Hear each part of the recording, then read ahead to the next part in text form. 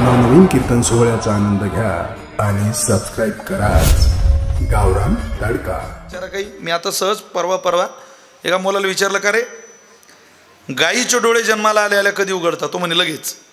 म्हटलं बकरीचे? म्हणे 2 तासाने। मांजरीचे 6 तासाने। म्हटलं माणसाचे? तो म्हणे लग्न झाल्यावर। काय पोरं हुशार झाले बा महाराष्ट्रातले, एवढे पोरं पण उत्तर द्यायला मात्र। त्याच्या पुढचं सांगतो तुम्हाला, मी एका कीर्तनात सहज बोलून गेलो, प्रत्येक यशस्वी पुरुषाच्या पाठीमागं एका महिलेचा हात असतो। मी असं बोललो, एक पोरगा उठून उभा राहिला। तुम्ही काय वाक्य म्हटलं? म्हणे महाराज, अरे म्हटलं प्रत्येक यशस्वी पुरुषाच्या पाठीमागं एका महिलेचा हात असतो, पण म्हणे जर त्या व्यक्तीला यश आलं नाही तर मग? म्हटलं मी असं वाक्य वाचलंय भाऊ, यश आलं नाही तर मग? नाही उपाय काय केला पाहिजे? म्हटलं त्याने आणखी प्रयत्न केले पाहिजे। नाही म्हणे महाराज। म्हटलं तुला काय वाटतं? त्यानं त्याच्या मागची बाई बदलली पाहिजे म्हणजे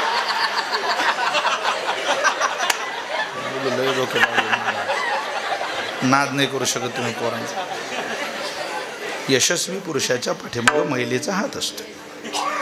काय नाद कराल, काय बोलाल तुम्ही त्या पोरांशी? पण ते पुढं पाहिजे की नाही? कसे फ्रेश झाले बघा त्यांचे चेहरे, आवडीचा माल भेटला त्यांना की ते बसून राहतात। चला, जगद्गुरु तुकोबार यांचा 5 चरणाचा अभंग आहे, खूप गोड अभंग आहे। वैकुंठवासी प्रातस्मरणीय गुरुनाम गुरु श्रद्धेय वक्ते बाबा, खूप देवाच्या आदान प्रदान त्याचं चिंतन या अभंगावर करायचे महाराज। खूप जगामध्ये परमात्म्यानं या सृष्टीची निर्मिती जेव्हा केली विश्वाची, त्यावेळेला काही गोष्टी देणाऱ्या पाठवल्या आणि काही गोष्टी घेणाऱ्या पाठवल्या। या जगामध्ये व्यवहार प्रधान जीवन आहे म्हणून हे जग चालतंय। हे जग व्यवहारानं चालतं। इथं कोणाला कोणाकडून काहीतरी कधीतरी घ्यावंच लागतं आणि कोणाला कधीतरी कुठेतरी काहीतरी द्यावंच लागतं। व्यवहारामध्ये आदान प्रदान असल्याशिवाय आपला प्रपंच पूर्णतेला जात नाही। जगामध्ये 7 गोष्टी केवळ देणाऱ्या आहे।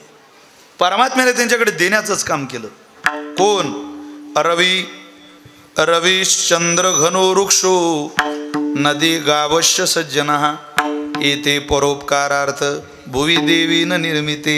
7 गोष्टी तुम्हाला मला द्यायला पाठवल्या। कोण कोण ऐका? रवी, चंद्र, घनो घनो म्हणजे पाणी, वृक्ष, नदी, गावश्य सज्जनः येते परोपकारार्थ भुवी देवी न निर्मिते। कायम देत राहतात जगाला। देणं हा या 7 गोष्टींचा स्वभाव आहे। काही जगामध्ये अशा गोष्टी आहे ज्या देत नाही, कायम घेत राहतात। त्याचंही वर्णन आपल्या परंपरेमध्ये। मक्षिको वेश्या मूषको याचकस्ततः ग्रामीण गमशरणश्चैव सप्तैधा परभक्षकः। या 7 गोष्टी जगाकडून घेत राहतात। काही जगाला देतात तर काही जगाकडून घेतात। कोण कोण? मक्षिका माशी घेते आपल्याकडून। मक्षिको मच्छर, एक मच्छर आदमी का जीना हराम कर देता है। नाना पाटेकरांचं प्रमाण आहे ते सांगितलं। एक मच्छर आदमी का जीना हराम कर देता है, ते वेगळा शब्द म्हणायचे, आपल्याला त्याचा प्रयोग करायचा नाही। परंतु मच्छर माणसाकडून घेत राहतं। मक्षिका मक्षिको वेश्या घेत राहते। किती घेत राहते? शरीर संपेपर्यंत, धन संपेपर्यंत घेतच राहते, तिला देता येत नाही। याचकस्तथा, मागणारा मनुष्य कायम घेतच राहतो, मागतच राहतो। ग्रामीण म्हणजे पुढारी। हे काही माझ्या वडिलांनी लिहिलेलं नाही बरं का। ग्रामीण म्हणजे पुढारी, घ्यावंच लागतं जगाकडून पुढाऱ्याला। काहीच नाही घेतलं तरी मतदान तरी घ्यावं लागतं। पुढचं वर्णन असं आहे, ते रोजगार सेवक कुठे? शिवभाऊ इकडे बसले। पुढचं वर्णन आलंय बघा, तुमच्या फील्डमधलं पोचवा त्यांच्यापर्यंत। गमचरणशैव, 7वी गोष्ट सांगितली। पहिली आहे माशी, मच्छर, वेश्या, पुढं उंदीर मूषको याचकस्तथा ग्रामीण पुढारी, आणि गमशरणशैव म्हणजे ग्रामसेवक किंवा तलाठी। विठ्ठल विठ्ठल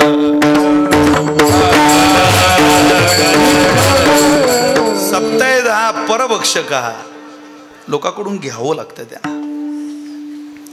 काहींचा घेण्याचा विचार आहे आणि काहींचा देण्याचा विचार आहे। भगवंताने ही सृष्टी अशी निर्माण केली, पण काही ठिकाणी घेतल्याही जातं आणि दिलंही जातं असं जगामध्ये कुठं आहे. त्याचं वर्णन जर बारकाईनं आपल्याला वर्गीकरणात करायचं झालं तर थोडंसं प्रवासाला चला. दुःखाची साठी तेथे मिळे दुःख 1, सुखाची साठी तेथे मिळे सुख 2, सुखाची साठी तेथे मिळे दुःख 3 आणि दुःखाची साठी तेथे मिळे सुख 4. 4 वर्ग करा, आपल्याला आपल्या अभंगाचा अर्थ सहज सापडतो. म्हणजे दुःखाची साठी तेथे मिळे दुःख, पहिल्यांदा दुःख मिटवण्याकरता मनुष्य निघाला, उलट दुःख घेऊन बसला. तुकोबारांचं एक प्रमाण आहे. जगाची रीत अशी आहे गोरख भाऊ, काय होतं भगवे देखोनी म्हणती तारा स्वामी तुकोबारे म्हटले. भगवत पाहिलं की लोक म्हणतात आमचं दुःख मुक्त करा. हो, हे जेवढे अम्मा बापू माँ ज्यांनी ज्यांनी गुरु केले ना, जय बोले कमाएंगे गुरु तो खाएंगे चले, नाही तो दोन्ही उपाशी मेले. ज्या लोकांनी देव सोडून ज्ञानोबारे तुकोबारे सोडून आपल्या दुकानदाऱ्या मांडल्या ते सगळे आत आहे महाराज. सगळे आता लेबल लावायचं पुण्याचं विकायचं पाप, वारकरी संप्रदायाचं ते काम नाही महाराज. हा अनादी बोधित असलेला सिद्ध असलेला अनेकांच्या त्यागानं सिद्ध झालेला संप्रदाय म्हणजे वारकरी संप्रदाय. तुम्ही बघा, दुःख वाढवायला मिटवायला गेले माणसं, नसलेलं दुःख पदरात पाडून आणलं. तुम्हाला एक उदाहरण सांगतो. आपलं जालना किती किलोमीटर इथून? 40 किलोमीटर. जालन्यावरून एक व्यक्ती निघाला, त्याला माहिती पडलं बस सप्ताह आहे गावात. तो याच गावातला दुधडमधला फक्त जालन्यात राहायला होता. गावचा सप्ताह चालू झाला, माहिती पडलं. बायकोला म्हटलं आपण तिथंच जाऊ. बायको म्हटली मला येता येणार नाही. अगं चल 7 दिवस राहू गावात, तुम्ही जा, मी येते बसने. बसने आली आणि हा पायी आला. पायदळ तुकोबारे म्हणतात. पायी आला बुवा. आता ज्या माणसाला चालायची सवय नाही, जो संडासला सुद्धा मोटरसायकल घेऊन जातो, त्यानं सप्ताहाला जायचंय, काही फायद्याचं काम नाही म्हणून पायी प्रवास केला. इथं आला नसा जाम झाला. त्याची बायको म्हणे चला कीर्तनाला. तो म्हणे जाऊ दे कीर्तन, माझ्या अख्खा अंग ठणठण करून राहिलं, अख्खं अंग ठणकतंय. मग आता तू लवकर घरात तेल पहा आणि माझ्या अंगाला तेल सोडून दे, मला राहवत नाही, माझं जीव जायला करतो, हे पाय असं वाटतं तोडून टाकावी की काय, तू लवकर तेल पहा. ती बाई म्हणे आपलं घर त्या जालन्याला, इथं घरात कुठं तेल असणार आहे? अगं पहा कुठं तरी असेल. तेल शोधायला लागली, तेल सापडत नाही. ती म्हणे मालक घरात तेल नाही. अगं लवकर पहा, तेल पहा, नाही तर माझं जीव जाईल, माझे पाय खूप ठणकताय. ती म्हणे तेल नाही, तेल शोध कुठं तरी सापडेल. ती बाई म्हणे तेल आहे पण बिब्याचं आहे. कोणी एक यात्रे प्रवासी पिढीला स्नेहाळू देखीला बिबवा तेने तुकोबारे म्हणतात. बिबा पाहला, तो म्हणे बिबा तर बिबा आण लवकर. तिनं बिब्यातलं तेल काढलं आणि याच्या अख्ख्या अंगाला लावलं. काय झालं असेल, तुम्ही शेतकरी माणसं आहे, अंगाची ठणक तर बसली नाही, उलट उपद्याप वाढून घेतला. याला म्हणतात दुःखाची साठी तेथे मिळे दुःख. दुःख मिटवायला गेलो, दुःख पदरात पाडून घेतलं. चला पुढं. सुखाची साठी तेथे मिळे सुख. तुम्ही एखाद्याशी गोड बोला. काय व्यवहार सांगितला, आदान प्रदान त्याचा ज्ञानोबारांनी ज्ञानेश्वरी ओवी बघा किती गोड आहे. ये मराठीचे नगरी ब्रह्मविद्येचा सुकाळू करी, घेणे देणे सुखाची वरी, हो दे या जगा. चांगलं बोलणं जगाला द्या आणि चांगलं बोलणं जगाकडून घ्या. हा सुखाने सुखाकरता केलेला व्यवहार आहे. सुखाचे व्यवहारी सुखलाभ झाला, आनंद कोंदला मागे पुढे. महाराजांची भाषा इतकी गोड आहे. व्यवहार सुखाचा झाला आणि झालं काय, परिणामही सुखाचाच आहे ना. व्यवहार सुखाचा, परिणाम सुखाचा. अगोदरचा व्यवहार दुःखाचा, परिणाम दुःखाचा. व्यवहार सुखाचा, परिणाम सुखाचा. बघा, घेणे देणे. आपल्याला कावळ्याचं बोलणं आवडतं की कोकिळेचं? कोणाचं बोलणं आवडतं रे तुम्हाला? कोकिळा. का? ते काही पैसे देते का आपल्याला गाणं ऐकायची? आणि कावळ्यानं काय आपल्या घरात चोरी केली का? कबीर महाराज म्हणतात, कागा किसका धन हरे, कोयल किसको दे, मीठी बानी बोल के जग अपनो कर ले कबीर वीरा जग पुन्हा करले. कधी पैसे दिले नाही आणि कावळ्यानं धनाची चोरी केली नाही. पण का कोकिळेचं बोलणं आवडतं? ती गोड बोलते. मराठी भाषा सगळेच बोलतात, पण ज्ञानोबाने इतकी गोड मराठी जगात कोणाला बोलता येत. जयाचे बिसाट शब्द सुखे म्हणो येती वेद, ते सदेह सच्चिदानंद कान व्हावेत. वास्तविकता संस्कृत भाषा ही देवभाषा मानली जाते, पण देवभाषेवर सुद्धा ज्या ज्ञानोबाऱ्यांनी भाषांतर केलं, ज्या ज्ञानोबाऱ्यांनी टीका केली, त्या ज्ञानोबाऱ्यांच्या टीकेकरता म्हणावं लागतं गीता अलंकार नाव ज्ञानेश्वरी. गीता हा अलंकार, त्या गीतेवर अलंकार माझ्या ज्ञानेश्वरी ज्ञानोबाऱ्यांनी चढवला. ज्ञानेश्वरीच्या नाव आहे का? व्यवहार सुखाचा केला. ज्ञानोबाऱ्यांना राग आला, सगळ्यात जास्त राग आला म्हणजे ज्ञानोबाऱ्यांची शिवी बाहेर निघते. ज्ञानोबाऱ्यांना मूर्ख या शब्दाच्या पलीकडं शिवी येत नाही महाराज. राग आला म्हणजे समजावं, मूर्ख हा शब्द वाचायला भेटला की समजायचं अरे ज्ञानोबाऱ्या तापले व आता माऊलींना राग आला गड्या आता. मूर्ख हा शब्द म्हटला. काय व्यवहार सुखाचा असेल भाषेचा, किती जपली असेल भाषा आपली. एक मराठी नीट नाही. बरं 56 भाषेचा केला असे गौरव तरी शुद्ध, तरी जगाच्या हिताची, तरी कल्याणाची. इथं नीट मराठी माणसं बोलत नाही. काही काही माणसं इंग्रजीत नीट बोलत नाही. तुम्ही इंग्रजी मराठी लोकांचे पाहा ना, प्रत्येक भागात शब्द आहे. पाण्याची वॉटर बॅग. अरे पाण्याची कुठं वॉटर बॅग असते का? एक तर वॉटर बॅग असेल, नाही तर मग पाण्याची बॅग असेल बघ काहीतरी. पाण्याची वॉटर बॅग. हो, मी ब्रिजच्या पुलाखाली उभा आहे. बापरे, काय बोलावं लोकांबद्दल. आता एकाला माईकवर उभं केलं, तो म्हणे सगळ्या लेडीज बाया इकडून बसा. मग काही लेडीज पुरुष कुठं बसतील? एक जण मला म्हणे महाराज माझा पाय दुखतोय, मला जरा खुर्ची आणायला लावा कीर्तनाला. मी कीर्तनाला उभा स्टँडिंग ना आलो. उभा स्टँडिंग. काय करता, लोकांचं फार अवघड आहे. एक नीट नाही आपली एक. बरं हिंदी,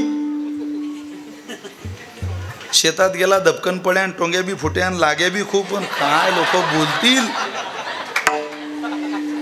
ज्ञानोबाऱ्यांचं तसं नाही. बोलत राहा. रिकामे तोंड करू गेले बडबड, तव गीता ऐसे गोड आतुडले. गुरुवरे चंद्रशेखर महाराज देगलूरकरांचं एक वाक्य खूप आवडलं. ते म्हटले ज्ञानोबाराय, ज्ञानोबाऱ्यांचं रिकामं तोंड जर इतकं गोड बोलत असेल, रिकामं तोंड माझ्या ज्ञानोबाऱ्यांच्या मुखात इतका गोडवा घालत असेल, तर माझे ज्ञानोबाराय जेवढ्याला निवांत असतील आणि जगाच्या हिताकरताच बोलतील किंवा ठरवून बोलतील, त्यावेळेला ज्ञानोबाऱ्यांच्या मुखातून नेमकं निघालेलं आपल्याला कळेल की नाही. ते पुन्हा एक वाक्य बोलले, रिकामं तोंड बडबड करून गेलं असं जर तुम्ही म्हणत असाल ज्ञानोबाराया, तर बरं झालं तुम्ही बडबड केली. कारण तुमचं रिकामं तोंड केलेली बडबड सुद्धा आम्हाला वाचता येत नाही, आम्हाला कळत नाही. तुमची बडबड जर आमच्यासारख्या सामान्याला कळत नाही, तुम्ही जर विचारपूर्वक बोलले असते तर आम्हाला ते आमच्या आयुष्यात कधी कळालं असतं. काय करतं तुमच्या विचाराला?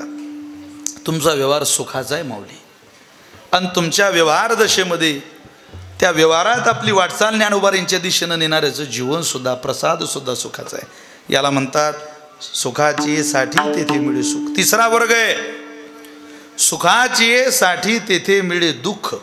तुम्ही अनेक प्रयत्न करा सुख मिळवण्याचे, पण कोणाकरता? मुलांकडून करा, मुलीकडून करा, पत्नीकडून करा, बापाकडून करा. व्यवहारातले सगळे नाते दुःख देणारे सगळे. तुम्ही कितीही चांगलं वागा, कधीतरी वाद घरात होतोच.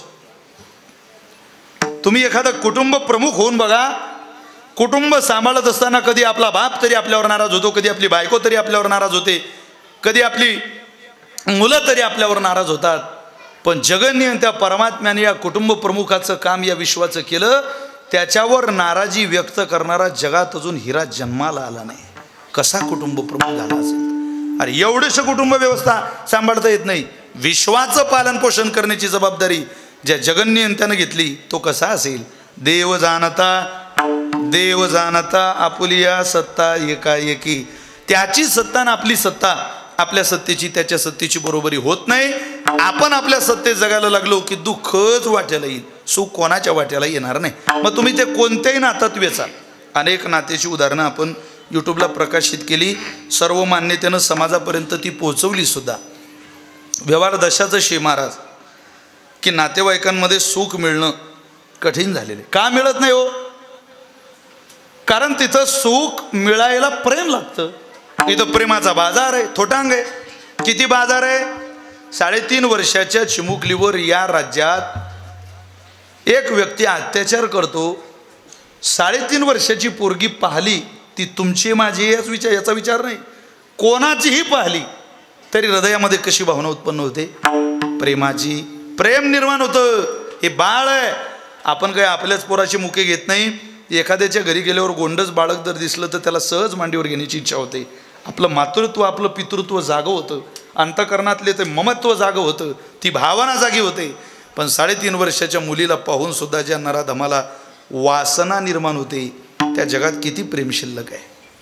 अहो, एखाद्या मिलिटरीतल्या फोर्समधल्या जवानाच्या अंत्यविधीला गेल्यानंतर सुद्धा माणसं त्याच्या बॉडीसोबतचा सेल्फी काढून फेसबुकला टाकू शकता. इतकं नालायक जग आहे. इथं जग देखाव्यात चाललंय, अंतर्मनात शिरून कुठं व्यवहार चाललाय. असं वाटतं हे सुंदर माझे कार्यालय लिहिलेलं आहे, असं शाळेवर लिहिलेलं असायचं. कधी कधी असं वाटतं आमची शाळा गळकी होती. जिल्हा परिषदेच्या शाळेत शिकलेले विद्यार्थी आपण. आमची शाळा गळणारी होती. आमच्या शाळेत शिकवणारा येणारी बाई पायदल यायची. आमच्या शाळेतला शिक्षक त्याच गावात राहायचा. त्याच गावात त्याची मुलं बाळं आमच्याबरोबर शिकायची. आमच्या शाळेत कदाचित फिल्टरचं पाणी नसेल. आमच्या शाळेत कदाचित बसण्याकरता बेंच नसतील, डेस्क नसतील. आमच्या शाळेत कदाचित डिजिटल बोर्ड नसेल. आमच्या शाळेत कदाचित अभ्यास करायला टॅब नसेल. आमच्या शाळेत कलर TV नसेल. आमच्या शाळेत कुठल्याही सुखसुविधा नसतील. आमच्या शाळेत कदाचित सुरक्षा भिंत नसेल. आमच्या शाळेत कदाचित टॉयलेट बाथरूमची व्यवस्था नसेल. पण घरातून आल्यानंतर सगळ्यात सुरक्षित काय होतं असं जर कोणी आम्हाला विचारलं त्या काळात, तर आम्ही सांगायचो आमची शाळा होती. कारण त्याचं कारण असं आहे, तिथं ज्यांना आम्ही गुरुजी म्हणायचो तो नावाला गुरुजी, आणि आमचा बाप म्हणून आम्ही त्या गुरुजीमध्ये बघायचो. अरे बाई म्हणून ज्या मास्तरींकडे, ज्या शिक्षिकेकडे आम्ही बघायचो त्याला म्हटलं जायचं बाई. पण बाई या शर्मातसुद्धा, बाई या शब्दातसुद्धा तिच्याबद्दलचा आईचा आदर आमचा दडलेला होता. तिनं मारलेली छडी, तिनं मारलेली पाटी, तिनं सरस्वतीचं काढलेलं पाटीवरचं चित्र आणि तिनं बोटात धरून हातात दिलेली लेखन आज सुद्धा नजरेतून जात नाही, विचारातून जात नाही, मनातून जात नाही. तिचा आदर जगा वेगळा आहे, तो कधी काळी संपत नाही. का आहे इतकं सगळं? कारण त्यावेळेला जे प्रेम होतं ते प्रेम चैतन्याचं होतं. आता उपाधीचं प्रेम आहे. आता उपाधीचं प्रेम टिकायचं किती? उपाधीचं सौंदर्य टिकत नाही आणि उपाधीचं प्रेमही टिकत नाही. चैतन्याचा झरा असतो, त्या प्रेमात कधी बदल होत नाही. आणि नात्यात तो बदल झाला, त्यामुळं सुखाची साठी तेथे मिळ दुःख. बाळाला सांभाळा. विठ्ठल विठ्ठल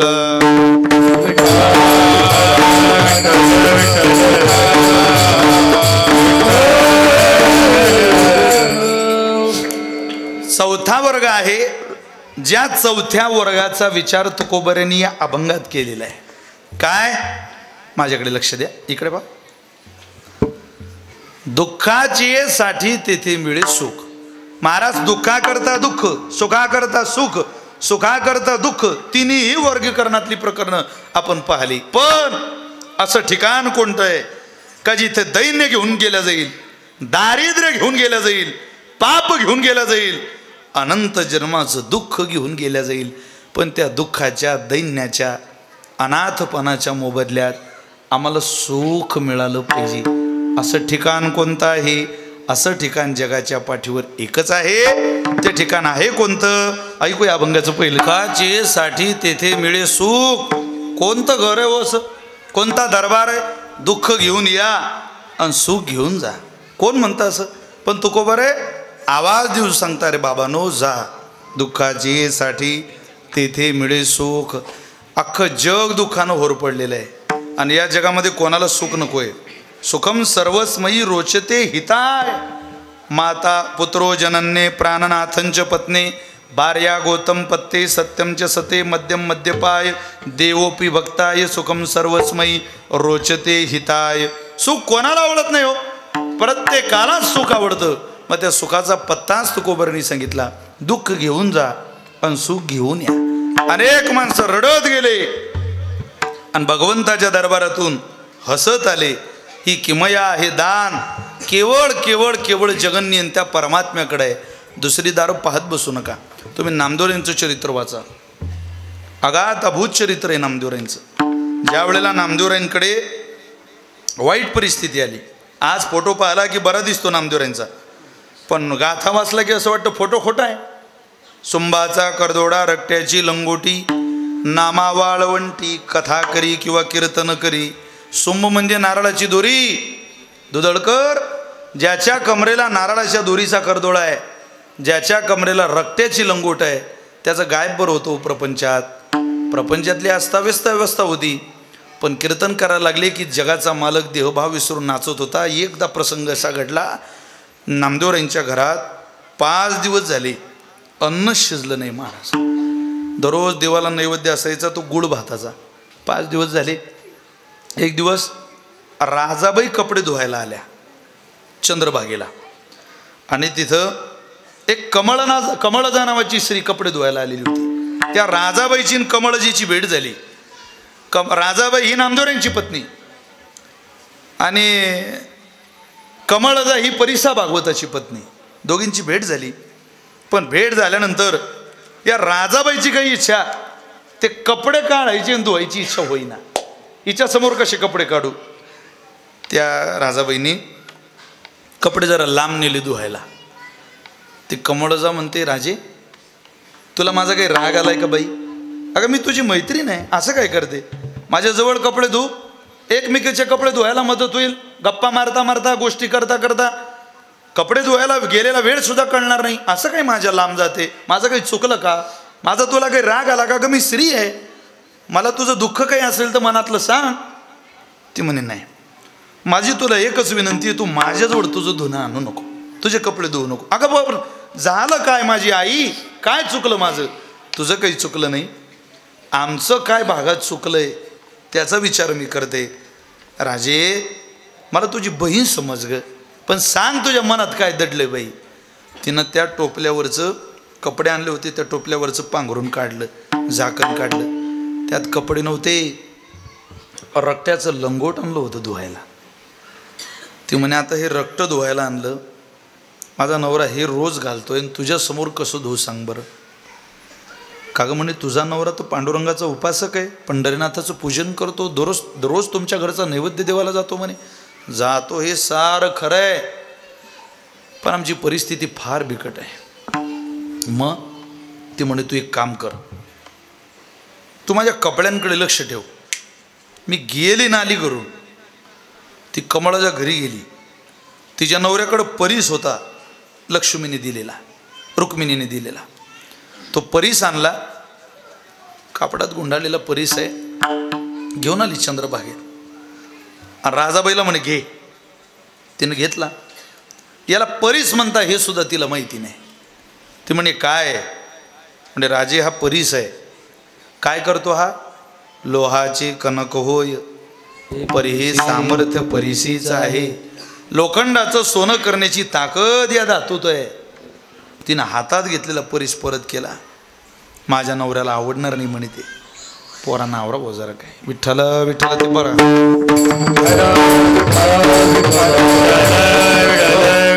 भरल्या बाजारात कथा हे तो नावडे पंढरीनाथा. काय असतं, थोडंसं आपापल्या बालकांकडे आपणच लक्ष दिलं पाहिजे, म्हणजे आम्हाला त्रास होत नाही. विठ्ठल विठ्ठल.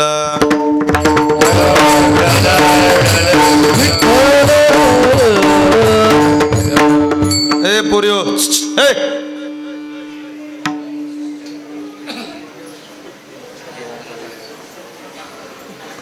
कोणाची आहे? झाली तिघींची फूट झाली म्हणजे सरकार पडू शकतं.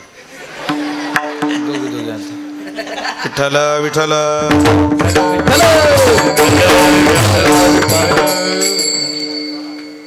युतीतलंही खिचडी हो, इकडं जा की तिकडं जा. तुम्ही थोडे दिवस थांबा, पाहता कसं होतं ते. लई मजा येईल आता बघायला न्यूज. मी तर रोज पाहतो, एक एक एक एक एक एक. चला, आपला विषय नाही तो ना. तू हा घेऊन जा घरी. ती म्हणे, नाही, माझा नवरा ऐकणार नाही. महत्त्वाचं सांगतोय तुम्हाला, नामदेवरायांच्या चरित्रातला भाग आहे का, एखादं संत चरित्र कीर्तनामध्ये आलं पाहिजे. नुसतं काय लोकांना उपक्रम उपसंहार सांगायचा, श्लोक सांगायच्या, ओव्या सांगायच्या, काही नेत नाही समाज घरी. पण संत चरित्रातली प्रत्येक आई नेल्याशिवाय राहणार नाही आणि यातला प्रत्येक पुरुष नेल्याशिवाय राहणार नाही. कारण ते जीवन आवडतं म्हणून तर आपण कीर्तनात आहे ना. बाकीचं काय, संत जीवनावर प्रेम करणारी माणसं आहे आपण. मी वैयक्तिक संत जीवनावर प्रेम करणारा माणूस आहे. मुक्ताबाईजवळ राहिलो, त्याच्यामुळं अनेक साधू संतांच्या मुखातून ते संत जीवन ऐकलं. त्या जीवनामुळंच आपला प्रभाव इकडे, बाकी नाही. चला, ते म्हणे माझं मला घेणार नाही बाई, तू घरी घेऊन जा. राजे, अगं घे ग. ते म्हणे तुम्ही मला आग्रह करू नका, मला कपडे धुवायला मदत करा, मी आपलं निघते. ते म्हणे तुला माझी शपथ आहे, तुम्ही शपथ घातली तरी मी ते परीस तो तुमचा घेऊ शकत नाही. तिनं पुढचं वाक्य बोललं, राजाबाईनं परीस हातात घेतला. ती म्हणे अगं हा परीस ने किती दिवस देवाला गुळ भात खाऊ घालते. मग मात्र इच्छा झाली, खरंय आपलं होऊन जाईल काही, पण देव तो जगाचा मालक आहे बापा, त्याला कसं देता हो काही गोड भात किती दिवस, अरे माणूस खाऊ शकत नाही, आज 5 दिवस झाले. घेतला वापरीस, मी येऊ जा. असा आनंदाचा पूर आला मनात. घरी आली, दुधळकर परीसचा आणला होता, आनंद मनात खूप होता, पण परीसाला लावायला लोखंड सुद्धा नामदेव यांच्या घरात शिल्लक नव्हतं. फक्त कूड शिंप्याचं होतं म्हणून सुया विकता आल्या नव्हत्या, नाही तर सगळं लोखंड संपलं होतं. त्या सुयाच काढल्या आणि सुया त्या परीसाला लावल्या, त्या पिवळ्या धम झाल्या. अरे बघा सोनं झालं. सोनार दादाकडे नेल्या, 2-3 सुया त्यांना दिल्या. त्याच्या मोबदल्यात काही मसाल्याचे पदार्थ, तूप, साखर, हरभऱ्याची डाळ, काय असतील नसतील त्या सगळ्या डाळी पदार्थ सगळं घेऊन आल्या आणि स्वयंपाकाला लागल्या. सुंदर पुरणपोळी बनवली, देवाच्या आवडीचा स्वयंपाक. साजूक तूप घातलं, दह्याची वाटी ठेवली, तुपाची वाटी ठेवली. जे पदार्थ देवाच्या आवडीचे कोशिंबिरासहित सगळं बनवलं. दह्याचं लोणी घातलं, लोणी देवाला आवडतं म्हणून ताटात लोणी घातलं एका बाजूला. सगळ्या देवाच्या आवडीच्या भाज्या, भगवंताला जे आवडतं ते, तुप लावणी भाकरी करी, वांगे भाजून भरीत करी, वर कांद्याची कोशिंबिरी, मला जीव घाल. आई खडी साखरेची खडे, मला लवकर करून देवडे, बाळ स्पुंदो स्पुंदोनी रडे, मला जीव घाल. सगळे पदार्थ त्या ताटात मांडले. नामदेवराय भजनाला गेले होते दुपारचं भजन उरकलं आणि नामदेवराय घरी आले. राजे आले, मालक. ताट तयार केलेलं होतं, मालक बाहेर आहे आणि मालकाच्या हातात ताट दिलं. लवकर ताट ठेवा, तुम्ही मात्र जास्त जेवण करू नका देवाबरोबर, आज जरा देवाला जीव द्या, तुम्हाला मी पुन्हा जीव घालते. बरं बरं. हातात ताट घेतलं, नामदेवराय पांडुरंगाजवळ आले. देवाला जीव घालताना नामदेवराय एक अभंग म्हणायचे, केशवा माधवा गोविंदा गोपाळा, जेवी तो कृपाळा, पांडुरंगा अच्युत वामना, दशरथ नंदना, जेवी तुबा कृष्णा पांडुरंगा, कृष्ण विष्णू हरी मधुसूदन मुरारी, जेवी तो नरहरी पांडुरंगा.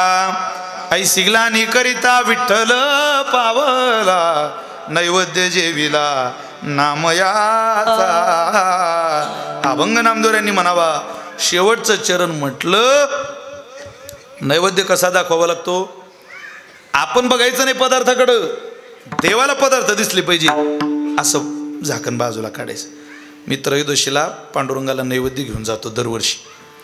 माझ्या नशिबी ती 10 वर्ष झाली सेवा आहे. जातो, असा आनंद येतो, सगळे दार बंद असतात, फक्त देवन आपण दोघंच जण, कोणीच नसतं पांडुरंगाजवळ. नैवेद्य दाखवणारा पुजारी आणि देव, सगळे पदार्थ दाखवता येतात देवाला. भुकेला चेहरा असतो देवाचा. बरोबर 11 वाजेला नैवेद्य दाखवला जातो, नैवेद्यावरचं ताट. पण नामदेवरायांना जरा ताटातल्या पदार्थांचं ओझं जाणवत होतं हाताला घेतल्यावर. ते म्हटले रोजचं ताट हलकं होतं, एकदम अचानक जड ताट कसं झालं, भारी ताट कसं झालं, काय झालं असेल. त्यांनी त्या ताटाकडे थोडंसं वळून पदार्थाकडे पाहिलं. भरपूर पदार्थ दिसले. खाऊ दिलं नाही महाराज देवाला, झाकून घेतलं ताट. जास्त पदार्थ दिसले.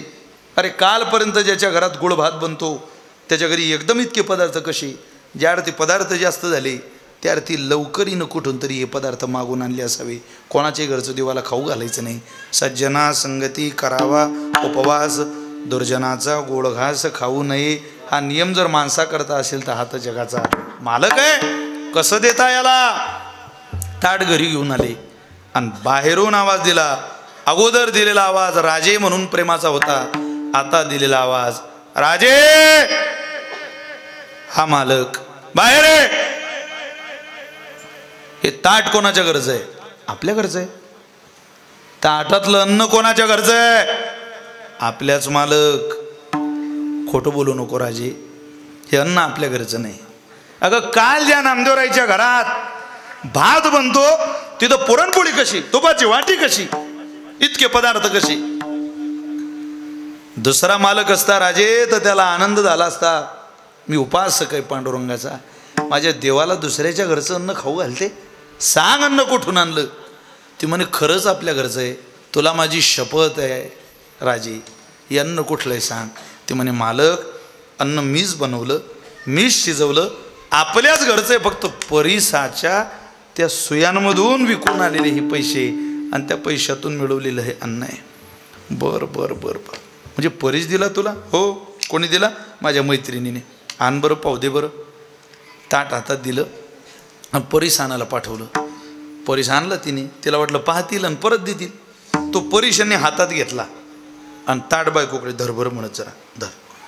परीश यानं दिलं यांना. बरं बरं. कमरेला उपरनं बांधलं महाराज. तिथून पळत निघाले तर सरळ विष्णुपदावर नामदेवराय. जितकी अंगात ताकद होती ताकदीनिशी हात मागे केला, जाईल तशी गोफन जशी शेतकरी फिरवतो तसाच तो परीश चंद्रबागेत फेकून दिला.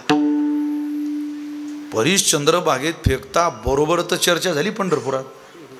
2-4 लोक गेले ना हो त्या परीसा भागवताच्या घरी सांगायला, तुमची वस्तू गेली. हो गेली. तो म्हणे आपली वस्तू तर घरी आहे. घरी नाही म्हणे ते.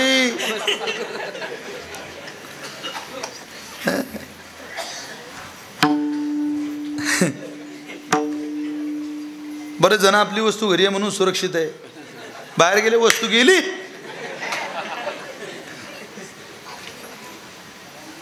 वस्तू पाहायला गेले परीसा भागवतन. बायकोला विचारलं का ग परीस कुठे? माफ करा पण मी त्या राजाबाईला दिला होता. अगं म्हणे तिच्या नवऱ्यानं तो चंद्रबागेत फेकला म्हणे. दारात सगळी भावकी, भांडायची वेळ आली की भावकी साथ देते महाराज. तशी भावकीला दया येत नाही.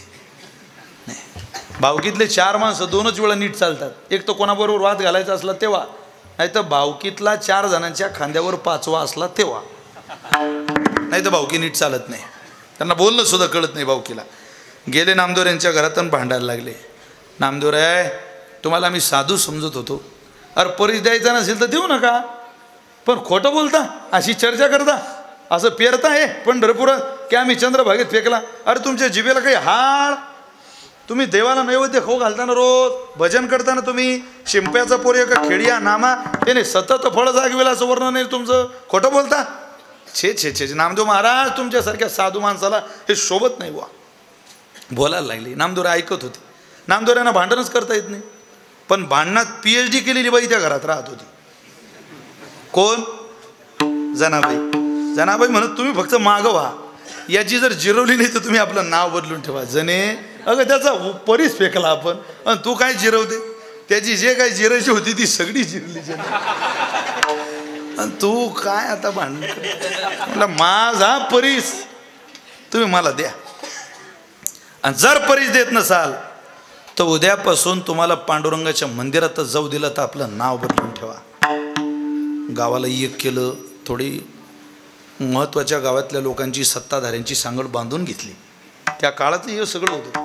मग विरोधक एकवटले नामदेवरायांचे आणि नामदेवराय म्हटले परीस पाहिजे ना, चला. मला काय माहिती हो तुमचा इतका जीव आहे त्या परिसात, आम्ही फेकलाच नसता. आम्हाला वाटलं परीस म्हणजे काय शुल्लक वस्तू. शुल्लक म्हणता का त्याला?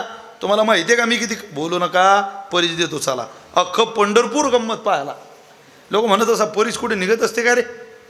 अरे फेकणं सोपं आहे, काढणं तोही चंद्रभागेत.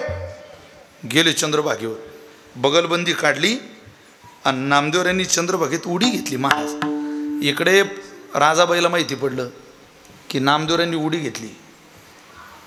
त्यांना राग आला देवाचा. त्या म्हणत माझ्यामुळं माझ्या नवऱ्याला उडी. त्या पांडुरंगाजवळ गेल्या आणि पंढरीनाथाला म्हणता, देवा माझ्या नवऱ्याच्या केसाला जरी धक्का लागला तरी तुला इथं पंढरपुरात जर नांदूस दिलं तर नावाची राजी म्हणू नको. माझ्या हातचं अन्न खाऊ घातलंय तुला प्रेमानं. अरे आमच्या प्रपंचाकरता नाही रे देवा, तुला पुरणपोळी खाता यावी, तुपाची वाटी तुझ्या पुढे यावी, लोण्यानं भरलेलं ताट तुझ्या पुढे यावं म्हणून या राजीनं कमळजे जवळचा परीस घेतला. आमच्या मुलांना दिलं नाही, नवऱ्याला खाऊ घातलं नाही. पहिल्यांदा तू या पुढं ताट पाठवलं, नवऱ्याला चंद्रभागेत उडी घ्यायला लावतो. माझ्या नवऱ्याला जर काही बरं वाईट झालं ना देवा, तुला जर पंढरपुरात नांदू दिलं तर नावाची राजी म्हणू नको. तू याद राख, गाठ माझ्याशी. अशी लटलट लटलट लटलट मूर्ती कापायला लागली महाराज. नामदेवरांनी उडी घेतली आणि नामदेवरांच्या बोटाचा स्पर्श चंद्रभागेतल्या वाळवंटाला झाला, त्या वाळूच्या कणांना झाला. परिणाम काय झाला? प्रत्यक्ष प्रचिती हे वाळवंटी परेस केली. प्रत्यक्ष प्रचिती हे वाळवंटी आरपली विषमता देह बुद्धी पालट. आरपली विषमता देह बुद्धी पालट. भक्तराया शिवलग नामया आरती ओवाळी तो चित्त पालट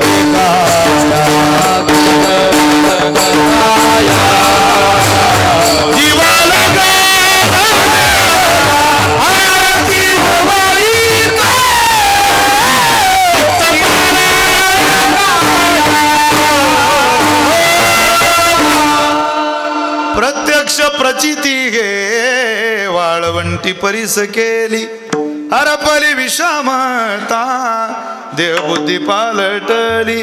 जय जयाजी भक्तराया जीवलग नामया आरती ओवाळीता चित्त पालटे काया. देवा हाक दिला त्या राजाबाईनं परिणाम असा झाला, या 10 बोटांचा स्पर्श हजारो लाखो दगडांना झाला. अख्खं वाळवंट परिसाचं झालं. एक उचलला नामदेवरांनी, काम एकाच होतं आणि घेऊन आले. घे, तुला परीस पाहिजे होता ना, हा तुझा परीस. एक परीसा भागवताजवळ दिला. तो किती श्रीमंत आहे, अतोनात. ओरलेलं सगळं परिसाचं वाळवंट नामदेवरांच्या ताब्यात आहे. किती श्रीमंत. दुःखाचे साठी तिथे मिळे सुख. सगळं राजाबाईला बोलावलं मंदिरातून. परीस पाहिजे होता ना, मग काय कमळच्या जवळ जावं लागतं काय? अरे मला सांगितलं असतं आपल्या जो खान आहे परिसाची, घे उचल किती पाहिजे. ती म्हणे मालक एक परीस घेतला तर नवऱ्याला चंद्रभागेत उडी घ्यावी लागली. आता परीस नको, आता असे लाखो परीस मला डोळ्यानं दिसले तरी मी त्याच्याकडे पाहणार नाही. आता एकच काम करा, ज्या पांडुरंगानं हे परिसाचं वाळवंट केलं आणि या परिसा भागवताला समजूत दिली, त्याच्याजवळ तुम्ही चला आणि एकदा मला त्याला पुन्हा गोडधोड. आता तो जेवला नाही, घामानं देव त्रस्त झालेला आहे, थकलेला देव विठुराया थकलाय, त्याला भूक लागली. एकदा त्याच्याजवळ चला. स्वतः नामदेवरांनी राजाबाईला आणलं आणि राजाबाईला पांडुरंगाच्या चरणावर मस्तक टेकून सांगितलं, येत नसरी दुसरी आठी देवा भेटी जावया. राजे स्वतःचं दुःख जगाला सांगितलं की दुःख वाढतं. अगं तुला जेव्हा जेव्हा दुःख होईल, तुला माझ्या कपड्याचं, तुला देवाच्या नैवेद्याचं, तुला माझ्या कमरेतल्या करदोड्याचं जेव्हा जेव्हा दुःख होईल, जगापुढे दुःखाचा बाजार मांडू नको राजे. दुःखाचा बाजार मांडण्याचं ठिकाण फक्त एकच आहे, कारण या ठिकाणावर दुःखाची साठी तेथे मिळे सुख. अनाथाची भूक दैन्य जाऊ देवाची या गावा, देव देईल विसावा. काय सांगू त्याला, देवा सांगू सुख दुःख, देव निवारील भूक. इथं कोणाला दुःख सांगता? सासऱ्यानं जावायला फोन केला किंवा जावायनं सासऱ्याला फोन केला, का हो सासरे बुवा, अरे पोरगीला जरा शिकवा. तुमच्यासारखा सज्जन माणूस इतका बदमाश निघाला मला वाटलं नव्हतं. तुम्ही नुसते दिसायला पंढरपूरची वारी करता राजो, आणि माझ्यासारख्या सज्जन माणसाला अशी पोरगी तुम्ही द्यावी. अरे मला सांगितलं असतं ही बदमाशी आपण तुगी मिळून दुसऱ्याला दिली असती. तुम्ही माझ्या पदरात घातली. आम्ही किती दिवस सांभाळ करायचा या कडू फळाचा. सासरा म्हणे मरेपर्यंत सांभाळ. तू फळ सांभाळून राहिला त्या फळाचं अख्खं झाड माया घरी आहे भल्या माणसा. प्रपंच आहे तो. इंद्राचा असू दे नाही तर उंदराचा. तू काय एकमेकाला दुःख सांगतो. तिथं काही कमी होत असतं का ते. इथं सगळे दुःखी आहे. प्रेतयात्रा चालू होती आणि मागं प्रेतयात्रेत प्रचंड गर्दी. एका माणसानं पाहिलं म्हणे बापरे काय लोक आहे हो प्रेतयात्रेत. बापा बापा बापा खूपच गर्दी आहे. प्रेतयात्रेत चालणाऱ्याला एकाला विचारलं का हो कोण वारलं. अरे कोण मेलं. म्हणे बुवा त्या 4 खांदेकरांच्या जो खांद्यावर आहे ना माझ्या अंदाजानं तोच मेला असा. काय मूर्ख माणूस आहे म्हणे तुझा. अरे जरा नीट उत्तर द्या. म्हणे जा. तो म्हणे भाऊ मला काही माहिती नाही तुम्ही पुढे जा जरा. काय म्हणे राव प्रेतयात्रेला आले कोण वारलं माहिती. तो पुढे गेला. खांदेकरालाच विचारलं का कोण वारलं. म्हणे ते ज्यांच्या हातात मडकं आहे ना त्यांची बायको वारली. त्यानं त्या मडक्याकडे पाहिलं. एका हातात मडकं दुसऱ्या हातात कुत्रं. तो म्हणे लेखा लय प्रेतयात्रा पाहिल्या पण अशी नाही पाहिली बुवा एका हातात मडकं दुसऱ्या हातात कुत्रं. तो गेला म्हणे राम राम. चालता चालताच म्हणे का हो मडकं. म्हणे आपली बायको वारली. बर बर. आणि कुत्रं तेच चावलं म्हणे भोवतीले. मी म्हटलं इतक्या अडचणी जर ते आपल्याला मदत करत असेल तर त्याला कशाला सोडायचं. मी स्मशानभूमीत घेऊन चाललो त्याला. ज्यांना कळलं त्यांना मी धन्यवाद देतो.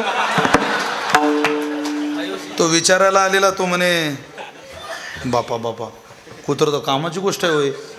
तुम्ही काही करा पण 2-4 दिवस हे कुत्रं द्या आपल्याला.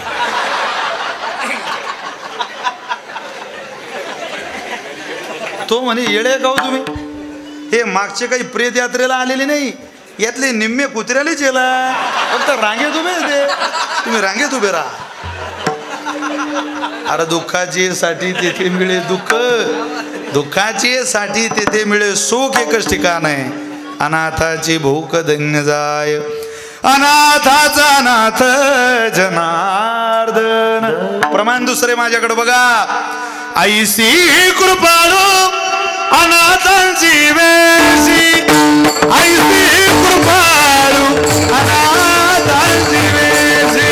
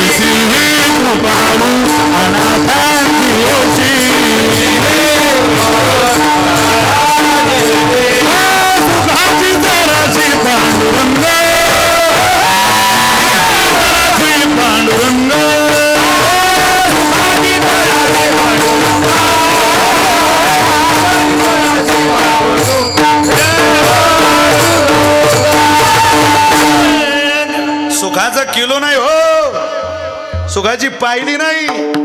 सुखाचं 5-10 क्विंटलचं माप नाही. सुख म्हणजेच देव. त्याच्याजवळ जा.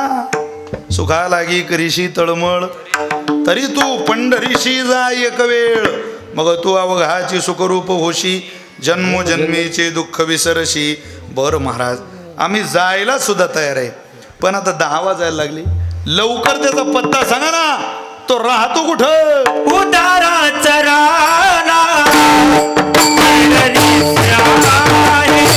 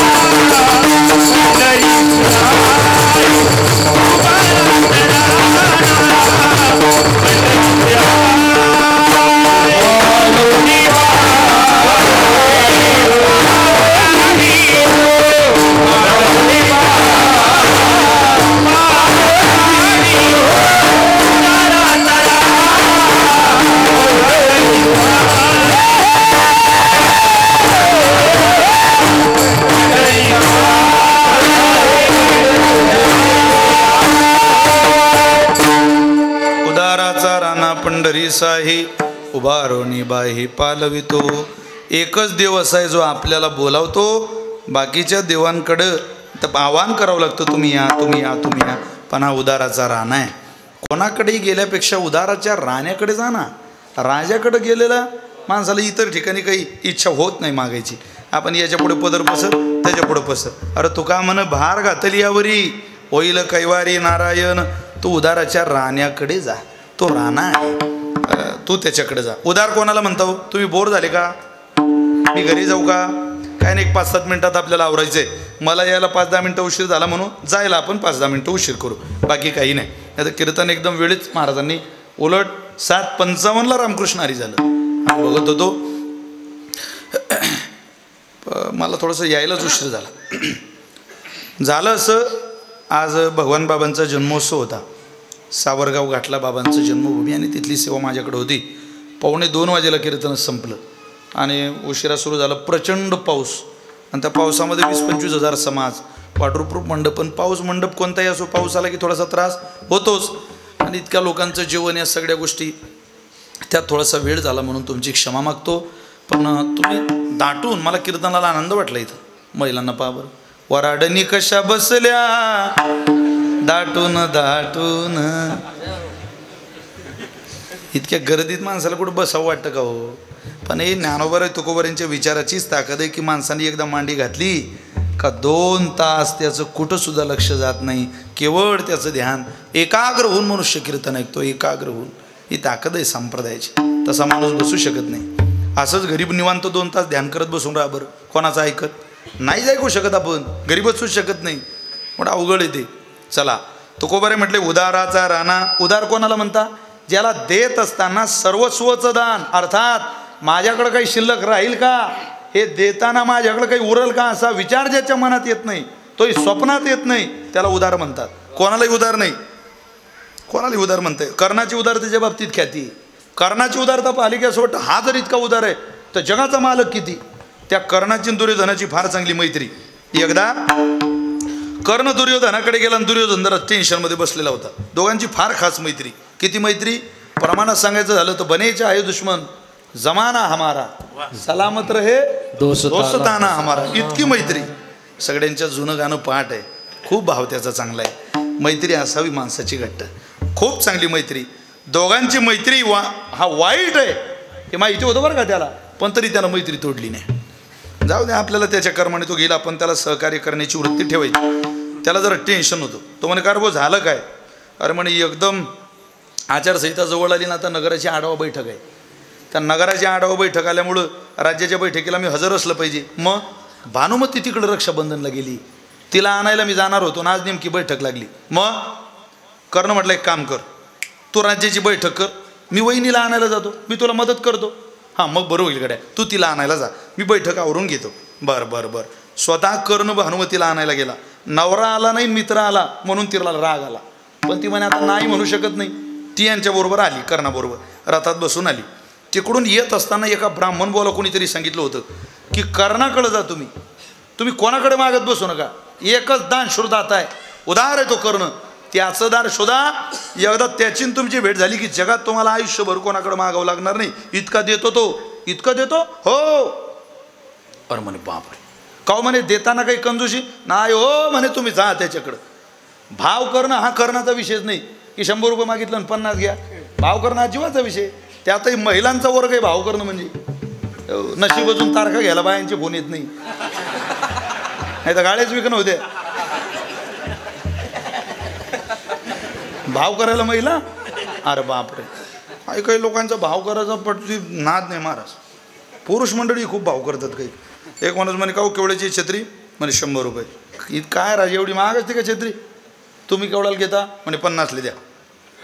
अरे का हो निम्म्यात, 90 द्या. नाही हो 40 द्या. तो म्हणे कमाला गळ्या, मी 10 उतरून आलो तुम्ही 10 उतरून आलो, तुला घेणं असेल तर सांग. नाही नाही मला घ्यायचीच आहे, पण तुम्ही जरा नीट भाव लावा. तुम्ही हे पहा म्हणे आता परमार्थिक आहे 70 द्या, 80 द्या. नाही नाही म्हणे 30 द्या. म्हणजे कुठून आला हा, काय दुधळचा तर नाही. तसं गाव आदर्श होतच नाही महाराज. MIDCचा पुरेपूर फायदा घेतल्याशिवाय गाव आदर्श होऊच शकत नाही. आणि आदर्श गावाचा पांडाचा, मी स्वतः समाजकारणामध्ये काम करणारा माणूस आहे, त्याच्यामुळे मला माहिती येते योग्य समन्वय साधणारी माणसं गावात लागतात. हे काम आम्हीच करतो, पण याच्या मोबदल्यात गाव असं झालं पाहिजे. हुशारी लागते गावाचा विकास करायला, तशी नाही.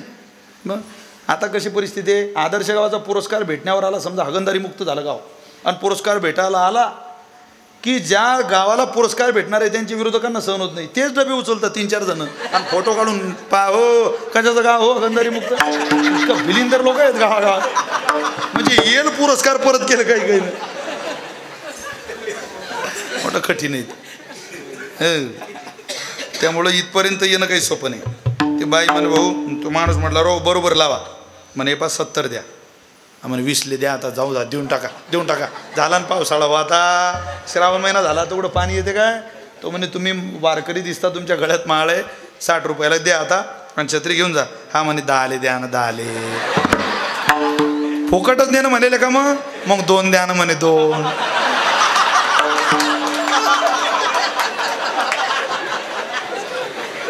भाव करणं आपलं काम आहे.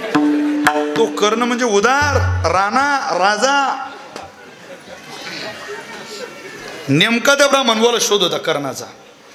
का म्हणे मुलाची मुंज आहे, मुलीचं लग्न आहे, काहीतरी द्या, काहीतरी घरी या, वाटेल तेवढं घेऊन जा, काळजी करू नका.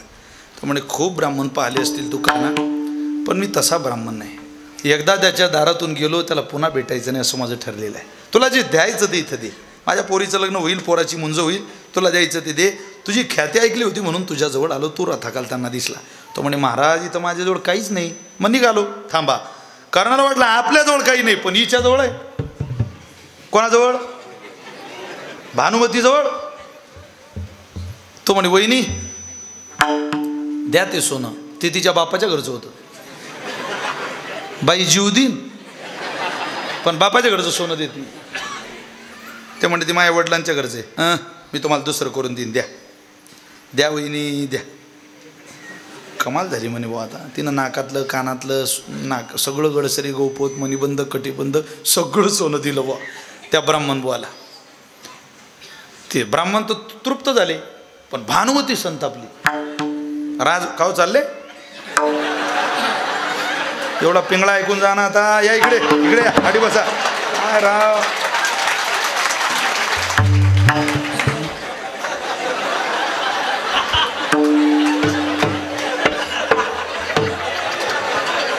तुम्ही गेले म्हणजे आमचं वांग्यात घोड गेलं ना. आता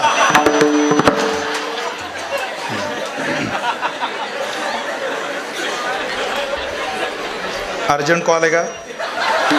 5 मिनिट फिनिश.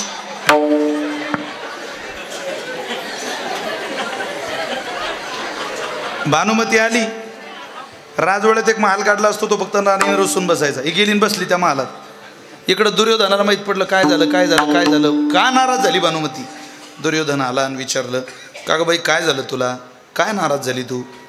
तो म्हणे तुम्ही आले नाही घ्यायला, तुमच्या मित्राला पाठवलं, तुम्हाला माहिती आहे का त्याने काय केलं. म्हणे काय.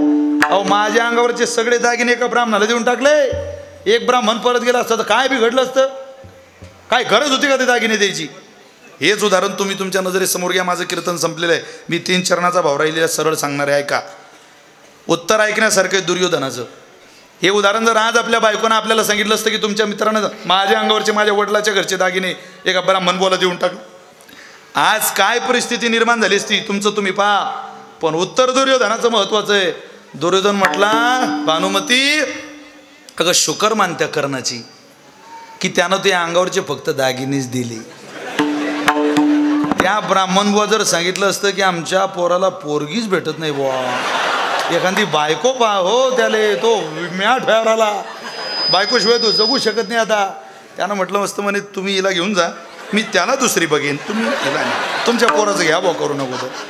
ती म्हणे एवढा करणं उदार आहे म्हणे. हो, उदाराच्या बाबतीत त्याचं नाव घ्यायचं नाही. गेली आणि कर्णाचं दर्शन घेतलं. सांगा, देवाच्या सृष्टीत जन्माला आलेला कर्ण जर उदारपणात इतका दाता आहे, तर ज्यानं हे जग निर्माण केलं तो परमात्मा किती उदार असेल. बोल नाही तुझ्या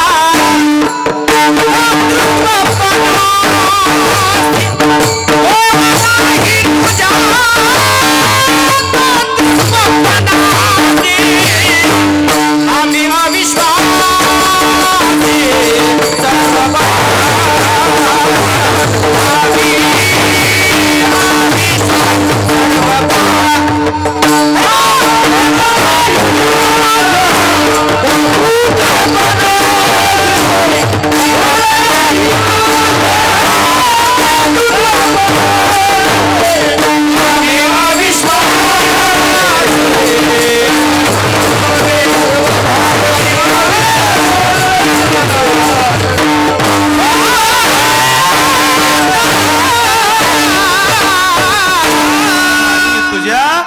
दातृत्वपणासी देवा, तुझ्या दातृत्वपणाला त्याचा परिचय करून दिला. याच्यासारखं दातृत्व माझ्या पांडुरंगा सारी खातो. कोण आहे सुखरूप ऐसा तुझ्या कोण सांगा. जिथं सुखाचा वाव नाही, सुखाचे ओतले सुख ओतू जिथं इथं, त्याला उदारपण म्हणतात, त्याला उदारपणाचा दाता म्हणतात. एखाद्याला देण्याची खूप वृत्ती आहे पण द्यायला काहीच नाही, तिथं काय उदारपण कामाला येईल. द्यायलाही भरपूर असावं आणि देणाऱ्याचा स्वभावही असावा. या दोन्ही गोष्टीचं मिलन केवळ पंढरीला आहे. उदाराचा राणा पंढरीचा आहे. उभारुनी बाहे पालवितो, तुम्हाला बोलावतो, तुमचा सांभाळ करतो आणि तुम्हाला देतो. का कोणाला जास्त जोडून बोलावतो. जाणत्या हुनी नेनत्याची गोडी. जो जाणता आहे त्याच्यापेक्षा नेनता भक्त त्याला आवडतो. नेनता म्हणजे जाणवणी नेनता येतं सगळं. काय तुम्ही गुरुजी चाली गाता हो असं म्हटल्यानंतर साधकाच्या मुखातून शब्द येतात, आम्ही कोण गाणारे. ही माझ्या ज्ञानोबऱ्यांची कृपा आहे. याला जाणून नेंत म्हणतात. आणि हे नेंते भक्त देवाला आवडतात. नाही तर मला येतं मला येतं मला येतं म्हणणाऱ्यांनी बॅटरी का चमकून चमकून हैराण झाली. अरे जगात माहिती आहे ना कोणाला काय येतं. तू काय तुझ्या कलेची दवंडी मिरवतो वेड्या. कला ओरिजिनल सोन्याचं दुकान गावाच्या बाहेर टाकलं तरी सोन्याच्या दुकानाची जाहिरात करावी लागत नाही. सोन्याच्या दुकानाची कुठं जाहिरात आहे. निर्माची जाहिरात आहे बुवा, साबणाची जाहिरात आहे. या लोकल गोष्टीची जाहिरात होऊ शकते पण सोन्याची कधी जाहिरात करता येत नाही. रतनलाल शिवापनाच्या सोन्याची जाहिरात, जळगावच्या सोन्याची जाहिरात करावी लागते का. नाही, भावच आम्ही काढतो जळगावला सोन्याचा. म्हणजे सगळ्यात मोठी सोन्याची विक्री आमच्या जळगावला होते असं मला सांगायचंय का. ओरिजिनल असलं की मनुष्य तिथं कितीही लांब असला तरी घ्यायला जातो. तसं ओरिजिनल बघता आला नेनता. अहो यज्ञ चालू आहे, 1 मिनिटात कीर्तन संपवत आहे का. भगवंतानं त्या गोपाळांना अन्न आणायला पाठवलं. जा तिथं धूर निघतोय, स्वयंपाक चालू आहे, जा बरं तिथून अन्न घेऊन या. ते सगळे गोपाळ यज्ञ शाळेत गेली. तिथं यज्ञ चालू होता आणि त्या तिथल्या ब्राह्मणांना यज्ञामध्ये अन्न मागितलं. त्यांनी काही दिलं नाही महाराज. दिले नाही ते परत आले सांगायला. कृष्ण अरे ते काही नाही म्हणताय भाऊ. ते म्हणता नाही आम्ही काही तुम्हाला अन्न देणार नाही. बरं काय करून राहिले ते म्हणे बसले. बसले म्हणजे रिकामे बसणार नाही. ते ब्राह्मण देवता आहे. काय करताय ते सांगा. त्यांनी काय करताय काय सांगितलं माहिती आहे. नाथ महाराज भागवतात ओवी सांगतात, कृष्णा पाच खानी उथळ दिसती, लहानशा भिंती त्याजवरती, गवतान थरताती, विस्तव घालताती, अन बडबड करीती अवघे जण. म्हणजे तिथं यज्ञ चालू आहे एवढंही ज्या गोपाळांना सांगता येत नाही, हा त्यांच्याकरता चोऱ्या करून त्यांचं पोट भरतो. का? जाणतिया हुनी नेन त्याची गोडी, आलिंगी आवडी करोनिया. आलिंगन देतो त्यांना. आलिंगन ते कसं? आवडी करोनिया. पुढचं वर्णन असं आहे, शीन घेऊन या प्रेम देतो साठी. नुसतं आलिंगन देत नाही, नुसतं त्यांचं पोट भरत नाही, त्यांच्याजवळ असलेला अनंत जन्मीचा शिनभाग. तुका म्हणे इथे आता उरे कैचा, अनंता जन्मीचा शिनभाग, अनंत जन्मीचा शिनभाग घेऊन घेतो. त्या शीन घेतल्याच्या मोबदल्यात शीन घेऊन या प्रेम देतो साठी, त्यांना प्रेमाची उब देतो. न विचारी तुटी लाभ काही. का हो तुमचं काही नुकसान झालं का? आमचं काही, आमच्याकडे येताना तुम्हाला काही त्रास झाला का? हे विचारेल ठीक आहे, पण बाकी नाही. मला काही दिल्यानंतर कमी पडेल का याचा विचारच माझ्या भगवंताकडे नाही का? उदाराचा राणा पंढरीस आहे, उभारो निबाही पालवितो. जर आपली तो वाट बघत असेल सुख देण्याकरता, आनंद देण्याकरता आणि आपल्याला सनात करण्याकरता, तर आपण देवाकडे गेलं पाहिजे. कोणाचं ऐकून गेलं पाहिजे हो? त्याचे संगती गेले भक्तीने देखील भीमा तिरवो. संतांचं ऐकून पंढरपूरला गेलं पाहिजे, बाकी कोणाचंही ऐकू नका. कोणाचंही ऐकाल तर झुंबाराबर झुमशराबी, त्याच्याबरोबर आपली खराबी. संतांचं ऐका, आपलं भलं होईल. अन्यथा हे जरी नाही काल तरी दुसरा येईल, हे जरी नाही काल तरी नाही काल. एक तारीख सर्वेचा हे जरी नाही काल तरी दुसरा येईल, हे जरी नाही काल.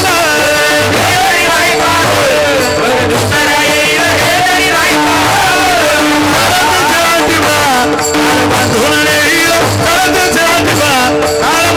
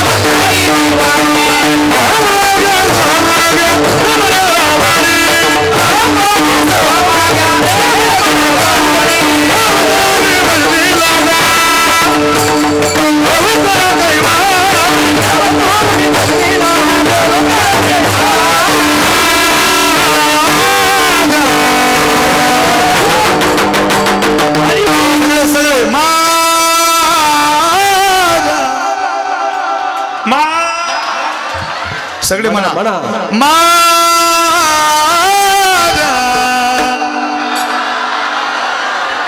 हे माझा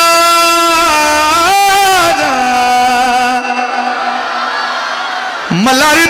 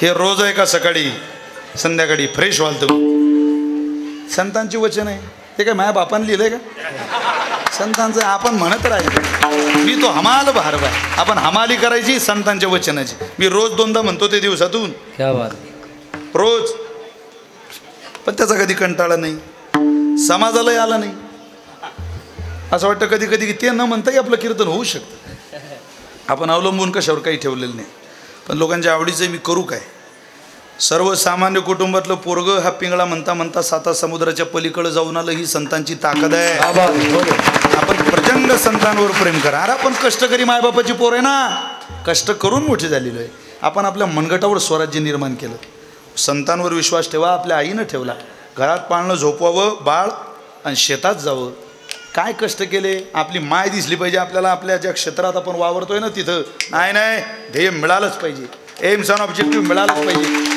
71वा क्रमांक आहे पोरवा आपला 71वा ऑलिम्पिकच्या स्पर्धेमध्ये आपला 71वा क्रमांक आहे लाजिरवाणी गोष्ट या देशाकरता 140 करोड लोकसंख्येच्या देशात एक सुद्धा गोल्ड मेडल आपल्या देशाला अजून मिळालेलं नाही पाकिस्तानने एक नेलं आपल्या पदरात भोपळा आहे अजून काही नाही आपल्याकडं कांस्य पदक 2 पदरात घालणारी एक आता ती मनू भाकरजीनं 2 कांस्य पदक या देशाला दिली शिका नुसतं 17 करोडात विराट कोहली गेला आणि 20 करोडात महेंद्रसिंग धोनी गेला आपला बाप घरात लटकून मेला तिकडं बघा जरा या बाकीच्या खेळाकडे काय बघता हा देशात जगात फक्त एकमेव असा देश आहे जो क्रिकेट या खेळावर खर्च करतो इतर खेळ संपले भाला फेकू शकत नाही तर थाळी नाही तर काही नाही 7 गोल्ड मेडल नेली त्या विल्यम फेलसनं USA आहे तो 2008ला 7 एकाच वेगळ्या वेगळ्या पोहण्याच्या स्पर्धेमध्ये 100 मीटर 200 मीटर 500 मीटर 1000 मीटरमध्ये एकाच व्यक्तीने 7 गोल्ड मेडल नेली 7 गोल्ड मेडल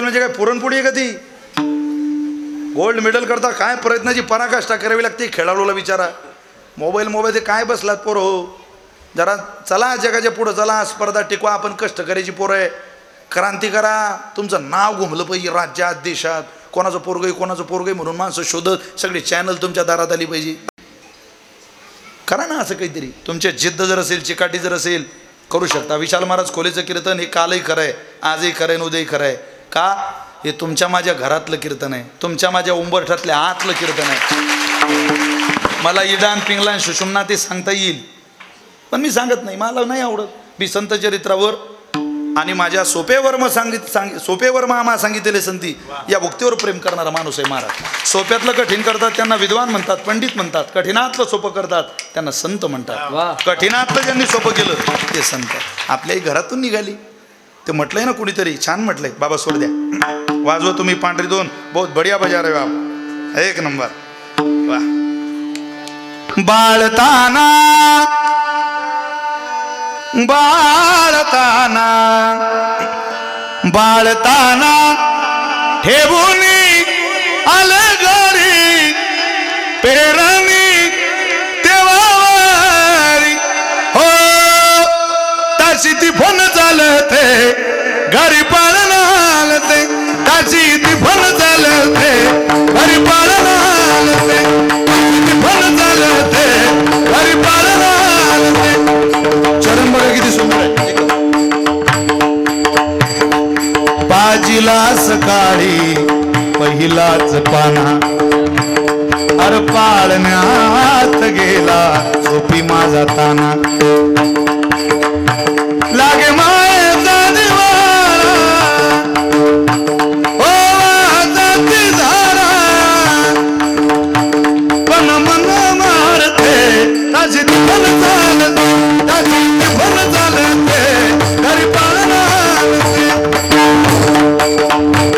पुढचं चरण खूप चांगलंय लग्न झालेलं त्यावेळेला मालकाचा स्वभाव वेगळा आणि पोरग झाल्यावर मालकाचा स्वभाव वेगळा ती बाई म्हणते जेवण मागितल्या मागितल्या नवऱ्याला ताट लागायचं पण आज पोरग झोपल्यावर राहणार हे सांगणारा माझा मालक आहे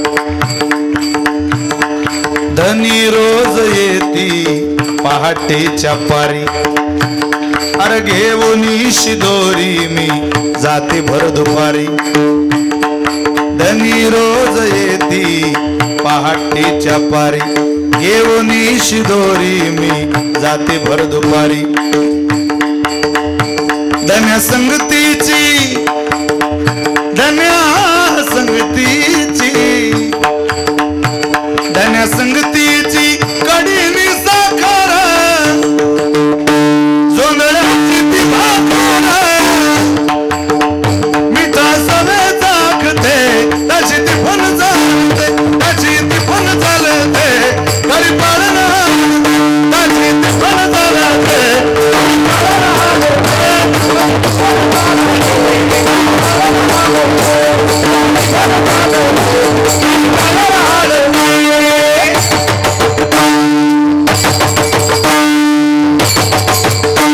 कीर्तन नाही हे भाषण नाही हे तुमच्या माझ्या आईनं सहन केलेलं दुःख आहे ते दुःख ज्याला पाळण्यातलं आठवलं आणि कष्ट करणारी पायाला भेगा पडलेली माय ज्याच्या नजरेला राहिली त्याला एक दिवस यश जगाच्या मालकाला पदरात घालावंच लागतं हा या जगाचा नियम ते आपल्या सगळ्यांच्या पदरात परमेश्वरानं टाकावं गावातली पोरं निर्व्यसनी असावी चोरी जारी मांस मदिरा सट्टा पत्ता सोडा माणूस म्हणून जीवन जगा आईवडिलांचा सन्मान करा सासू सासऱ्यांचा आदर करा दोन भावंड सोबत जीव घाला मुलांचा सांभाळ व्यवस्थित होईल या सप्ताहातून काहीतरी परिवर्तनाचं नाव घेऊन जा अशी विनंती सगळ्या आपल्या चरणावरती करतो आणि झालेली कीर्तनरूपी सेवा या ठिकाणी विराम घेते 8:15 मी आल्यामुळं 10:15 केले तुमची वेळ जास्त घेतलेली नाही म्हणा विठोबार कुमार